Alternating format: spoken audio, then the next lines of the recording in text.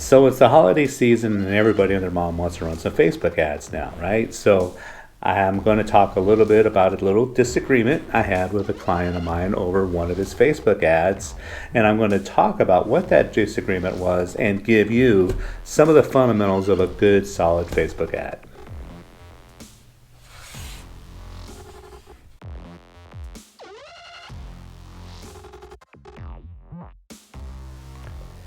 So it's the holiday time, and over Thanksgiving break, I did not have a break because of Black Friday. I want to make sure all my ads are running. And this year in particular with Facebook, since there were a lot of changes, especially after the election, from what I understand with my Facebook rep that I talk to every 7 to 10 business days or so, is that there's a lot of little kinks and glitches in Facebook and running your ads this year. So I wanted to do a video about some of the things that I'm seeing and give you some of the good fundamentals of a good Facebook ad based off a little bit of a conversation I had with a very valued and respected client I had.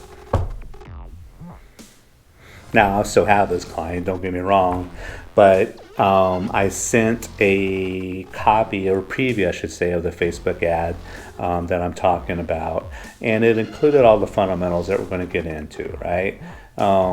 But he totally ripped it apart, to be honest with you. Instead, it was way too wordy and way too complex, and that people would never read it. However, with his demographic being over 40 with above average income, I don't think that's right. I really don't. And you got to understand that this is literally all I do. I have a social media marketing business, Campbell Marketing Group. I'm not going to tell you how many clients, but this is literally all I do. And from about the beginning of November through the end of the year, I'm going to be going crazy. So in fact, I'm going to try to bust out a few videos while I got a little bit of a breather and once.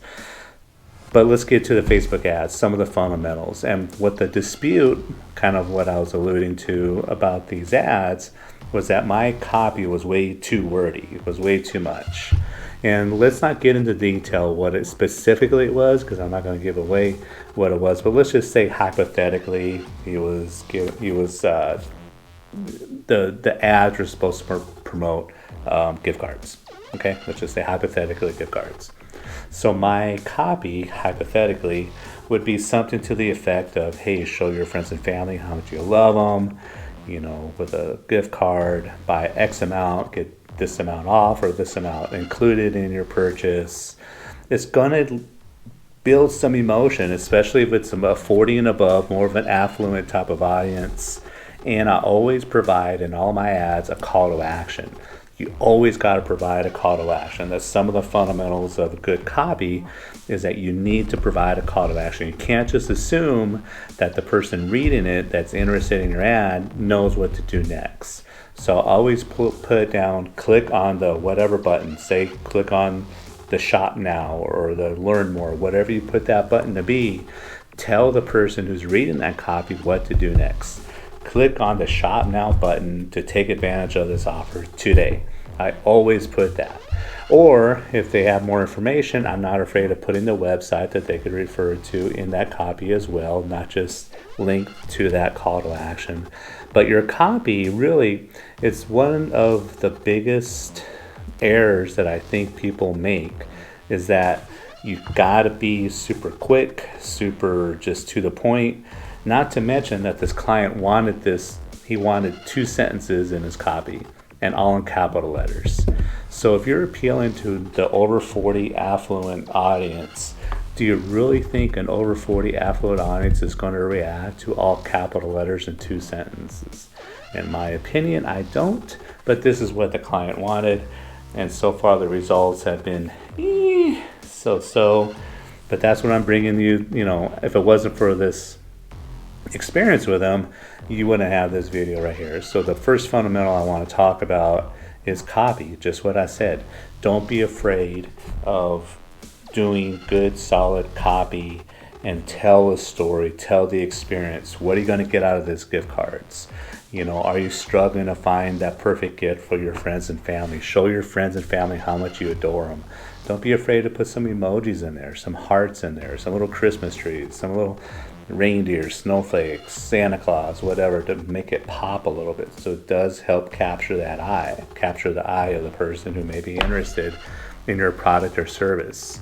Don't be afraid, or I should say, don't put 1 or 2 sentences in there and cross your fingers and hope that that's going to be attractive enough for that affluent audience. Now, maybe it's, if it's a teenager or whatever, they're going to catch it. They're not really going to care. It's more going to be about the image and the headline or whatever.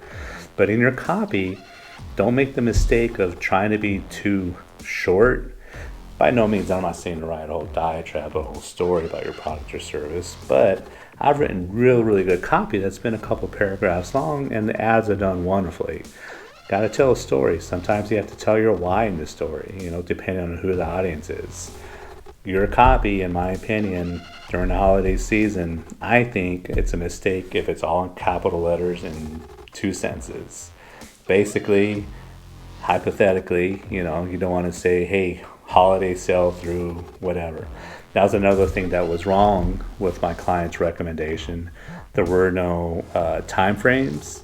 It did not give a call to action, and it just didn't have no reason for you to buy the product that he's offering. So your copy needs to be a little more descriptive. It needs to give, a why you're buying this product or service. It needs to give some time frames, especially this time of the year, and you need that call to action. No excuse, you need that call to action in your copy.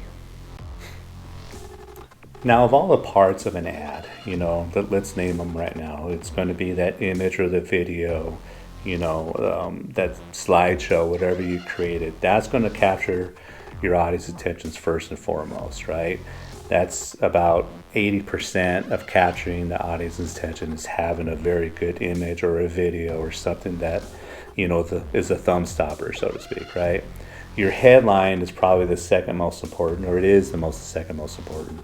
So given those 2 things, that's over 90% in my opinion. I know there's some hard stats on this right here, but admittedly, yeah, it's your image and video, and in your headline, that's going to do most of the work. And then it gets into your copy as far as the hierarchy of capturing someone's attention to read and go through your ad and click, take advantage of the call to action and buy your product or your service or whatever it is, right? So let's talk about that image or the video, or what, obviously it needs to pop. It's we're talking Facebook, not YouTube now, so it's not necessarily going to be that thumbnail that a lot of people use for YouTube. But yeah, you can put a specific thumbnail that's going to capture people's attention in there, a specific preview on a Facebook ad. It's got to pop. It's got to stand out. It's got to be, in my opinion, I would say 9 out of 10 ads that I run for clients on Facebook, are always in video form. Even if I have still images from them and I don't have the video, I'll create a video through Canva or through another program, or just go through Facebook's program itself to create a slideshow, which is pretty easy because you could put the headline and you could put a bunch of other the logo and stuff in there.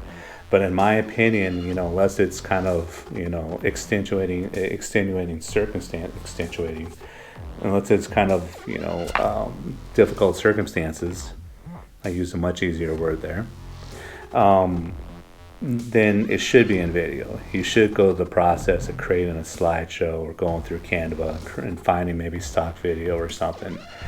I rarely just use the still image on a Facebook ad. So that's, the second big tip, some of the fundamentals of running a Facebook ad. Have a video. Even if you don't have a video like this created, use Canva. Go through some of the stock videos or create a video from Facebook's slideshow tool. You got to have some movement in there. And if you can, for some reason, when I put some music underneath the video or add that to it, it seems to do a lot better than just video without any sound if you're going that route. The headline's the second most important thing in capturing somebody's attention. You got that image of the ad, which is going to be either a still image or highly recommend a video. Put a thumbnail in there that's going to capture somebody's attention.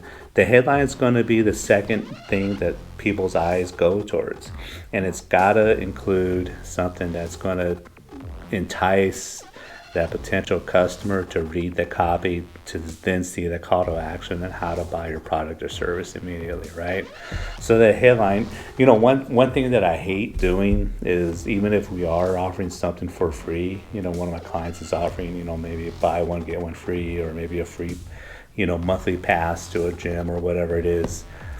I hate, because it seemed like I'm watering down the quality of my clients' products and services. But honestly, if you use the word free in the headline, it seems to do a lot better than not, and then trying to be clever and do something else. If you have something you're giving away for free, maybe you're buying, $200. Maybe if you buy $100 worth of gift certificates, you get $50 free, right?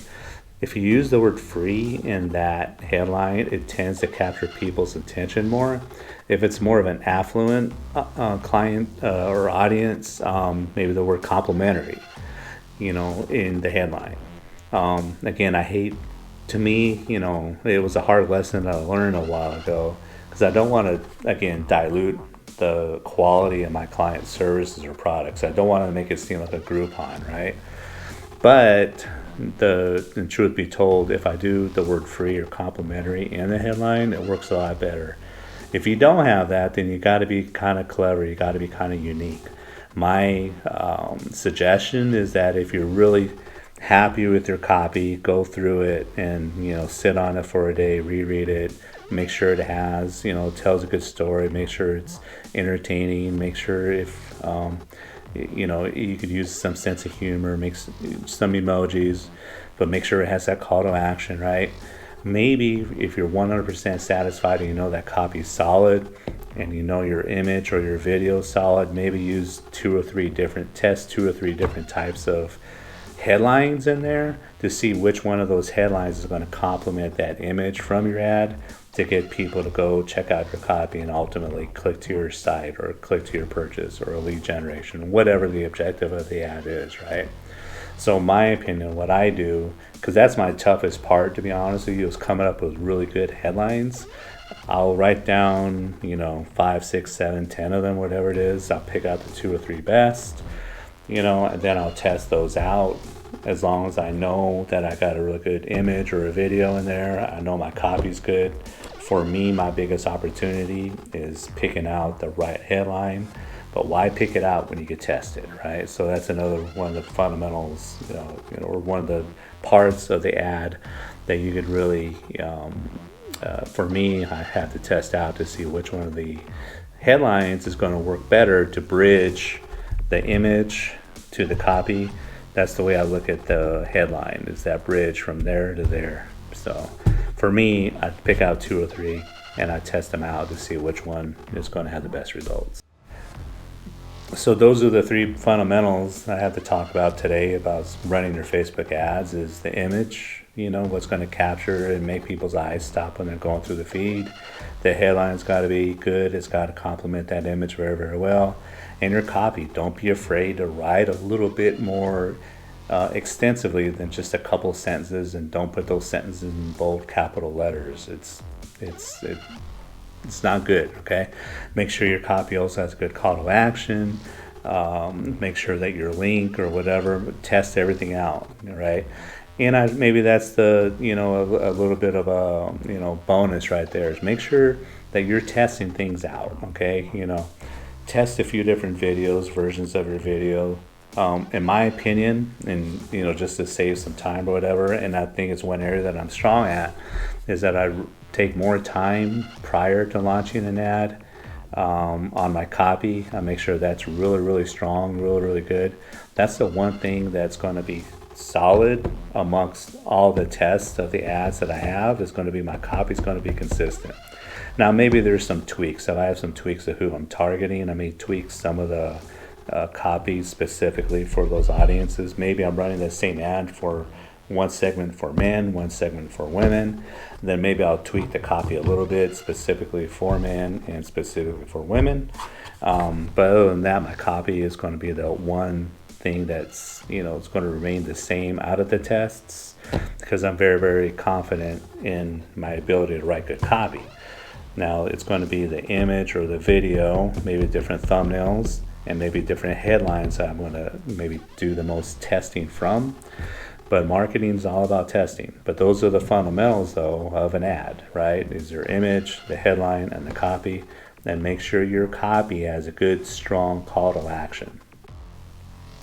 So there it is. Those are the fundamentals of a Facebook ad. I could talk for hours on this subject, so I expect a lot of comments, replies, and maybe some disagreements with what I said, or maybe something I left out. Maybe there's another component or fundamental that maybe you want me to expand upon. But really, it's a topic that could go on for hours. Okay, a good solid Facebook ad. So I try to condense it down to this video.